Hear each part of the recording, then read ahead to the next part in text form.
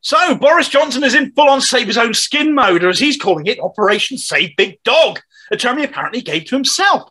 If only you actually were a big dog, Bozo, you'd have spent all your own time licking your own balls rather than entering politics, wouldn't you?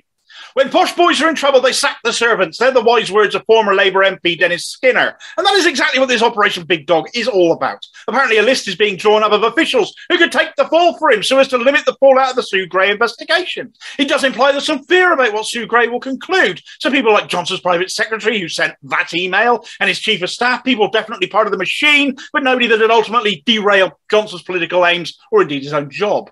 Now, these people themselves may be responsible for rule breaching and wrongdoing, but hanging them out to dry in order to let the privileged one off the hook will fix nothing. The buck stops with Johnson. And if the Tories think this will be enough to make people move on, they're sorely wrong. People are really pissed off with this. For no other reason would the plank of wood leading Labour right now appear to be flying ahead in the polls. And as I showed in another feed, that's all down to Tory voters deciding not to vote or are unsure whether to bother. Shuffling on some unknowns behind closed doors or getting them to quit in a show of, it was all our fault, don't blame dear Boris, won't suffice.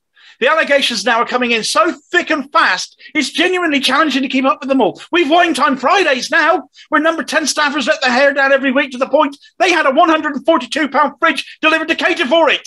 Evidently, the one Johnson likes to hide in periodically wasn't big enough, and staff used to smuggle in the booze in suitcases.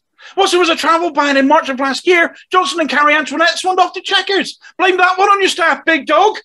Boris Johnson has been humping our legs now for long enough, leaving others as ever to clean up the mess he makes. The entitlement he must take to get others to quit for your own mistakes is unfathomable. It's time his careerist nuts got nipped and his premiership got put down.